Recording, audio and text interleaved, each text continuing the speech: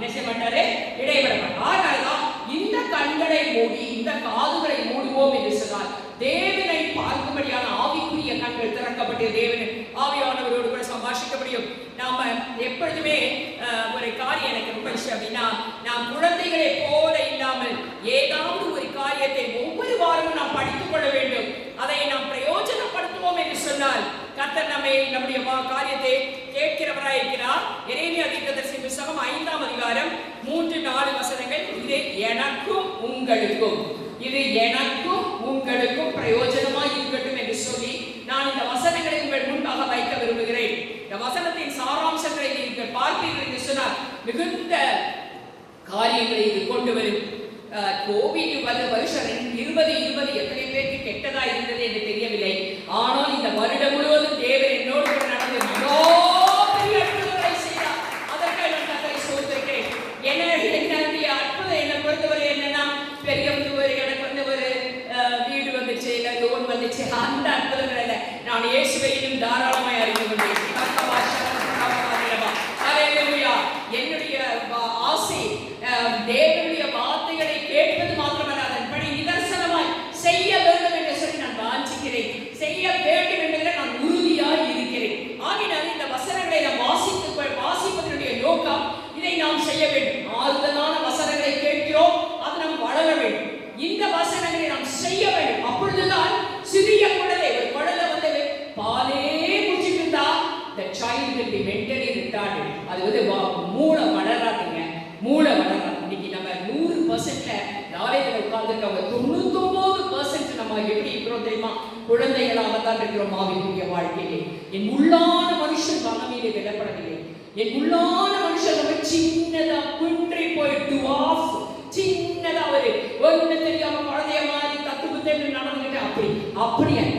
தேவனுடைய புத்திரர்களாக நாம் ஆக வேண்டும். ஹல்லேலூயா. தேவ குழந்தைகளாக அல்ல, இனிமேலும் தேவ புத்திரர்களாக மாற வேண்டும். அப்பொழுதுதான் உன்னிடத்திலே கர்த்தர் ஒரு பெரிய காரியத்தை கொடுப்பார். அதை நீ செய்ய முடியும். இங்க ஏதோ ஒரு 4 பாட்டு பாடி ஒரு கீபோர்டு வாசிச்சா ஒன்றும் பிரயோஜனம் இல்லை. ஹல்லேலூயா. அதற்காக என்னை தேவன் அழைக்கவில்லை. It's all performance based. Performance. I have to perform. I have to perform. Lucifer said that word. Lucifer சொன்னா, நான் என்னை நான் மேலாக உயர்த்துவேன், நான் தான் செய்வேன், நான் தான் இருப்பேன், நான் தான் தலைவன். இல்லை, அது லூசிஃபருடைய ஸ்பிரிட். ஹல்லேலூயா.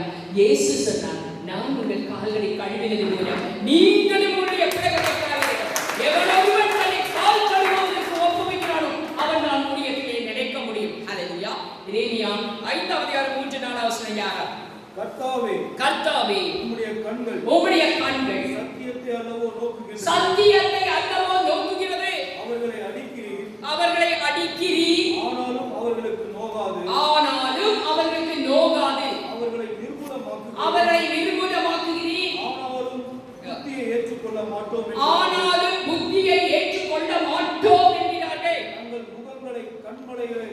கண்மலையை பார்க்கிறோம். தங்கள் முகங்களை கண்மலைனா பாறை, கண்மலையை பார்க்கிறோம் கெட்டியாக்கி திரும்ப மாட்டோம் என்கிறார்கள்.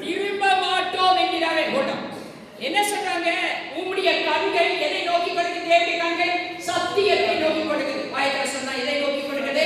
சத்தியத்தை நோக்கி கொடுக்குது. ஆனா நம்ம என்ன பண்றோம் பாருங்க, அவர்களை அடிக்கிறீர், ஆனாலும் அவர்களுக்கு என்னது? நோகாது. அவர்களை நிர்மூலமாக்கிறீர், ஆனாலும் புத்தியை ஏற்றுக்கொள்ள மாட்டோம் என்கிறார்கள். தங்கள் முகங்களை கண்மலை, முகத்தை கண்டினியூஸா கண்ணை மூடிச்சுனா கூட கண்ணை மூடாம அப்படியே பண்ணி இருக்கிறது பாருங்க. கண்டினியூஸா ஒரு வார்த்தையை சொல்லி அதை கேட்கவே கேட்காம வேதம் சொல்லியிருப்பாரு. நம்மளை பற்றி எப்படி வேதத்தை எழுதி வைத்திருக்கிறது என்பதை நாம் அறிந்து கொள்ள வேண்டும். சும்மா வார்த்தையை பேசுறது, பிரீச் பண்றது, தீர்க்க தரிசனம் வரைக்கும் இதெல்லாம் கத்துக்கு வேண்டாங்க. நீ அவருடைய சமூகத்துல உட்கார்ந்து அதை பாருன்னு சொல்ற. ஹல்லேலூயா. மோசே ஏன் அவ்வளவு பெரிய ஆளாக மாறினான்? அவன் எப்பொழுதும் தேவனுடைய சமூகத்திலே அமர கற்றுக்கொண்டான். தேவனோடு உறவாட கற்றுக்கொண்டான். அந்த உறவுதான் என்னுடைய காரியத்தை பற்றி பக்கத்திலே பேசுவே தவிர வேறு எந்த ஒரு காரியத்தை ஏற்றுக்கொள்ள மாட்டான்.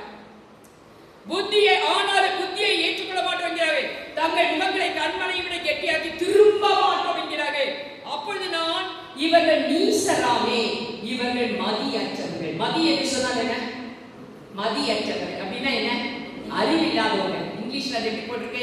Jeremiah chapter 5 verse 3 and 4. யாரே மதியற்றவர்கள் என்ன புத்தி இல்லாதவர்கள். சொல்லுங்க, புத்தி இல்லாதவர்கள். கர்த்தருடைய வழியையும் தங்கள் தேவனுடைய நியாயத்தையும் நல்லவர்கள் அறியாதிருக்கிறார். எப்படி இருக்கிறாங்க? அறியாதிருக்கிறார். என் ஜனம் அறிவில்லாமையால் சீரழிந்து போகிறார். என் ஜனம் அறிவில்லாமையால் சீர்கெட்டு போகிறார். என் ஜனம் அறிவில்லாமையால் வளராமல் இருக்கிறார். என் ஜனம் அறிவில்லாமையால் தேவனுடைய காரியங்களை பற்றி புரிந்து கொள்ள முடியவில்லை. அல்லேலூயா. இன்றைக்கு தேவனுடைய சத்தியத்தமான வழியை அறிந்து கொள்ளாமல் இருக்கிறார் தான் நமக்கு பிரச்சனை. அதனால வீட்டில் போய் இந்த வசனத்தை மறுபடியும் வாசிப்பார். அடிக்கிறாரு, ஆனா நோகலைன்னு சொல்றோம். முகத்தை கடுமையாய், பாவையை விட கடுமையாய் அப்படி நான் செய்வேன், ஆனா என் காசு வரும். அல்லேலூயா. எப்படிங்க பாருங்க, இதை நான் தூக்கி போட்டேன்னா இது கீழே வரும். அது லா, அது புவியின் விஷயமுடைய லா. கர்த்தருக்கு சில லாஸ் இருக்கிறது, காஸ்மிக் லாஸ், ஸ்பிரிச்சுவல் லாஸ். அதனாலதான் தேவன் தைரியமாய் நான் நேற்றும் இன்றும் என்றும் மாறுவது ஏன் சொன்னார் தெரியுமா?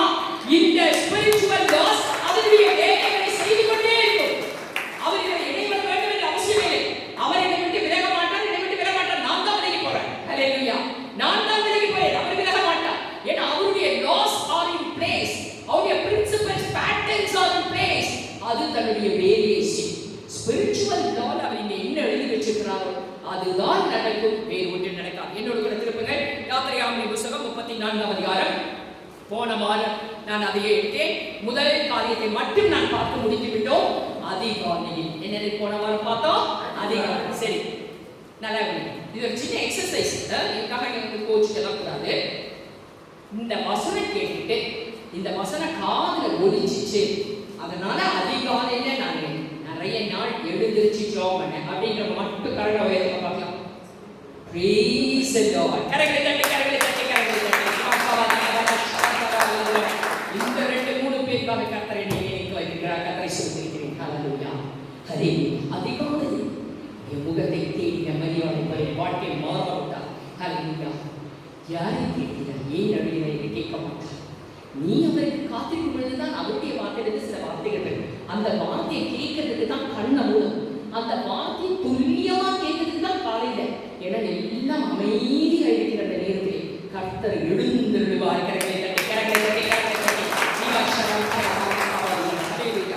இங்கே வேதம் சொல்கிறது 34 அதிகாரம் யாத்திரையாகமம் 2வது வசனம். விடியற் காலத்தில் நீ ஆயத்தமாகி. என்னதுப்பா? விடியற் காலத்தில் போன வாரமா இன்றைக்கு நீ என்ன செய்ய வேண்டும்? ஆயத்தமாக வேண்டும். என்ன செய்ய வேண்டும்? மேத்யூ ஆயத்தமாக வேண்டும். Be ready. இன்னைக்கு நிறைய வந்திருக்கிற நிறைய பேர் வந்து என்ன பண்ணிட்டு வந்திருக்கிறோம் அப்படின்னா, காலையில எழுந்திருச்சு ஆயத்தமாகி இங்க வந்திருக்கிறோம் இல்லைங்களா? என்ன ஆயத்தம்? என்ன ஆயத்தம் பண்ணீங்க? யாராவது ஒருத்தர் சொல்லுங்க, என்ன ஆயத்தம் பண்ண? குளிச்சு ரெடியா இருக்கு. அதுதான் லேட்டா ஆகுதா? குளிச்சு ரெடியா இருக்கிறேன். ஆயத்தம். ஏன்னா அது ஆயத்தம். சரி, வேற யாராவது அப்படியே நான் ஆயத்தமாகி வந்திருக்கிறேன், இந்த புடவை கட்டிட்டு வந்திருக்கிறேன், இது நேற்றே எடுத்து வச்சுட்டேன் நான். அதில் எப்படி எத்தனை பேர் ஆயத்தம் பண்ணிருக்கீங்க? வீட்டுல சில சமைச்சிருக்கீங்களா? நேற்றே சமைச்சிருக்கீங்களா? அம்மா இல்லைன்ற நான் நேற்றே சமைச்சு வச்சுட்டேன். ஆயத்தம். ஹல்லேலூயா. என்ன செய்ய? ஆயத்தம். அதே போல பாருங்க, சர்ச் வரும்போது காலையில வந்து சில்லறை தேடுவாங்க. அப்புறம் அப்படிதான் அதாவது முதலே வந்து என்ன செய்யணும்? எடுத்து வச்சிருந்தோம் ஆயத்தம். ஹல்லேலூயா. ஆனால் வேதம் ஒரு ஆயத்தத்தை பற்றி பேசுகிறது. அந்த ஆயத்தத்தோடு நம்முடைய ஆயத்தம் வருவது. இதை வந்து நீங்க பண்ணி பாருங்களேன். இதை நீங்க பண்ணி பாருங்க. கர்த்தர் பெரிய காரியங்களை உங்களுடைய வாழ்க்கையில செய்வார். அற்புதமே இல்லாம சும்மா வந்து உட்கார்ந்து சோத்திரம் சோத்திரம் சொல்ற பிரயோஜனம். இந்த அற்புதங்களை கேட்டு அதன்படி செய்கிறவன் தான் மேல போவோம். யாரு? அதன்படி செய்கிறவன் தான் மேல போவோம். இல்லாட்டி போக மாட்டான். என்ன மோசஸ்? அதன்படி செய்கிறவன் தான் மேல. அப்ப என்ன ஆயத்தம்? நான் எப்படி என்னை ஆயத்தப்படுத்திக் கொள்ள வேண்டும்? வேதத்தின் படியான ஆயத்தம். நான் என்னை பரிசுத்தப்படுத்த வேண்டும். ஹல்லேலூயா. கரங்களை தட்டி கரங்களை தட்டி கரங்களை தட்டி. ஹல்லேலூயா. நான் என்ன ஆயத்தப்படுத்த வேண்டும்? என்னை என்ன செய்ய வேண்டும்? பரிசுத்தப்படுத்திக் கொள்ள வேண்டும், சுத்திகரிக்க வேண்டும். பாருங்க, இந்த சுத்திகரிப்புல கர்த்தர் பேசும்போது சொல்றாரு, சுத்திகரிப்பு தேவனுடைய ஆலயத்திலிருந்து தொடங்குது. அப்படின்னா ஆசாரியர்கள் தங்களை சுத்திகரித்துக் கொள்ள வேண்டும். மேய்ப்பர்கள் தங்களை சுத்திகரித்துக் கொள்ள வேண்டும். மேய்ப்பரோடு கூட இருக்கிறவர்கள் தங்களை சுத்திகரித்துக் கொள்ள வேண்டும். விசுவாசிகள் தங்களை என்ன செய்ய வேண்டும்? சுத்திகரித்துக் கொள்ள வேண்டும். சொல்லுங்க பார்க்கலாம். பரிசுத்தப்படுத்த வேண்டும்.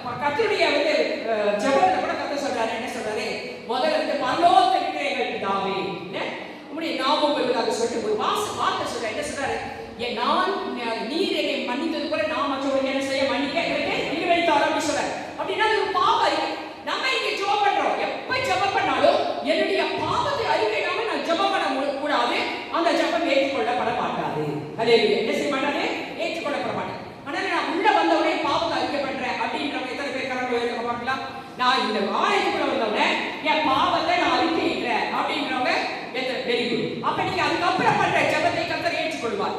ஆகையினால உள்ள வந்த உடனே ஒரு தடவை அறிக்கையிட்டா போதும். அந்த பாவத்தை அறிக்கையிட்டு தான் என்ன செய்யணும், விண்ணப்பத்துக்காக நம்ம கடந்து வரணும். அது ஒரு ஆயத்தம். சொல்லுங்க, அது ஒரு ஆயத்தம், அது ஒரு ஆயத்தம். பிள்ளைங்க வந்து இங்கிலீஷ் சர்வீஸ்ல வந்து பெயரை பாடுறாங்க. அதுக்கு முன்பதாக அவர்கள் நேற்று சாயங்காலம் தான் பிராக்டிஸ் பண்ணிக்கிறாங்க. அது என்னது? ஆயத்தம். இதெல்லாம் உலக பிரகாரமான ஆயத்தம். ஆனா வேதம் வந்து உலக பிரகாரமான ஆயத்தத்தை பற்றி சொல்லவில்லை. வேதம் சொல்லுகிற ஒரு ஆயத்தம் என்னுடைய ஆவி ஆத்மா சரீரத்திலே பரிசுத்தமாய் காணப்பட்டு அப்புறம் தான் குறிப்பிட்டவது நீங்க வேண்டும். கரங்களை தட்டி கரங்களை தட்டி கரங்களை தட்டி கரங்களை தட்டி நான் தேவனை மகிமைப்படுத்த வேண்டும். ஹalleluya ஹalleluya. யாத்திராவின் புத்தகம் 19ஆம் அதிகாரம் 11 வசனம் 14வது வசனம். அந்த வசனத்தை வாசித்து பாருங்க, என்ன சொல்லி பார்க்கலாம். யாத்திராவின் 19ஆம் அதிகாரம் 11ஆம் வசனம் 14ஆம் வசனம். மூன்றாம் நாளைக்கு ஆயத்தப்பட்டிருக்கிற கடவுள் மூன்றாம் நாளில் கர்த்தர் சகல ஜனங்களுக்கும் பிரத்யட்சமாக சீனாய் மலையின் மேலே இறங்குவார். போதும். ஹalleluya. மூன்றாம் நாளிலே நீ பரிசுத்தப்படுத்துவாய் என்று சொன்னார். கர்த்தருடைய மத்தியிலே இறங்குவார். ஏனெனில் காரியங்கள் வைக்கவில்லை, ஏனெனில் ஜெபம் கேட்கப்படவில்லை. நான் பரிசுத்தம் இல்லாமல் தேவனுடைய ஆலயத்திலே பிரவேசிக்கிறேன். ஆயத்தம் இல்லாமல் தேவனுடைய ஆலயத்திலே பிரவேசிக்கிறேன். என்னுடைய ஆயத்தம் பிசிக்கலாய் நான் பண்ணுகிற ஆயத்தத்தோடு வந்திருக்கிறேன். ஆனால் என்னுடைய ஸ்பிரிச்சுவல் ஆயத்தம், என்னுடைய ஆவிக்குரிய வாழ்க்கையில் நான் பண்ணின ஆயத்தம் என்ன? காலையில் இங்கே வரும்போது அபிஷேகம் இயேசுவே என்னை பரிசுத்தப்படுத்தும். என்னுடைய வார்த்தை அடிக்கடி நம்ம சங்கீதத்துல கத்த ஃபிளாஷ் பண்றாங்க. சங்கீதத்துல 51ஆம் அதிகாரத்துல பாருங்க, தாவீது தன்னை ஆயத்தப்படுத்தினான். ஹalleluya. தேவனே 139வது சங்கீதம், என்னை ஆராய்ந்து இருந்தே அறிந்து கொள்ளும், என்னை சோதிக்க சிந்தனைகளை அறிந்து 139 23 இருந்தான். 51வது சங்கீதம் முடிவுடைய ஆயத்தம். என்ன ஆயத்தம்? என் தாய் என்னை பாவத்தை கர்ப்பந்தரித்தாள், எனக்கு உண்மை உள்ளத்தில் உண்மை இருக்க விரும்புகிறேன். அந்த கடத்தில் ஞானத்தை எனக்கு தெரியப்படுத்துவேன். ஈசோப்பினால் என்னை சுத்திகரிக்க சுத்தமாவே என்னை கழுவியதை அப்படி நான் உரைக்க மழையிலே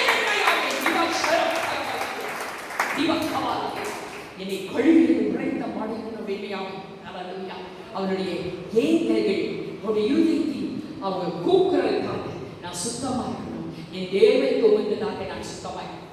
இந்துக்கள் பாருங்க, முஸ்லிம்ஸ் கூட பாருங்க, வெளியில பெரிய தொட்டி வச்சிருப்பாங்க. நம்முடைய யூதர்கள் கூட வெளியில ஒரு பெரிய கடல் தொட்டி வைத்திருப்பாங்க, வெண்கல தொட்டி வைக்கப்படும்.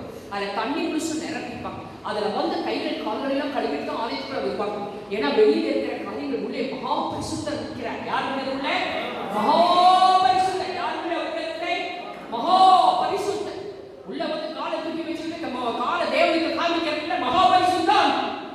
தேவனுடைய வல்லமை வரும். வல்லமை வரும் பொழுது வேதம் சொல்கிறது, கர்த்தரை அடிக்காதவரை அவசரத்திலே ஓகேவே பண்ணி சொன்னார்.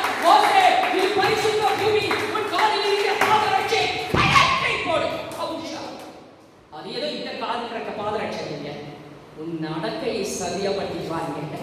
வேதம் சொல்ல பிரசங்கில 5வது அதிகாரம், உன் நடையை காத்துக்கொள். ஹரிக்கிறதா அங்கே இங்க ஓடாது. உன் கண்ணை காத்துக்கொள். உன் நடைனா ஆலயத்துக்குள்ள உட்கார்ந்து நான் நடக்கிற விதத்தை பாருங்க, என் கண்ணை பாதுகாத்துக் கொள்ள வேண்டும். ஆலயத்துல பரிசுத்த இங்க உட்கார்ந்துக்கிறேன், திரும்பி திரும்பி அங்க பார்த்து இதெல்லாம் கண்ணை மூன்று. உன் காதுகளை தேவனுடைய வார்த்தைக்கு மாத்திரம் செவிக்கு மாத்திரம் திருப்பவே. கஷ்டங்க. கான்சென்ட்ரேஷன் பண்ண கத்துக்கொடுங்க. உங்க படிப்புல நீங்க சூற புலி ஆயிருவீங்க.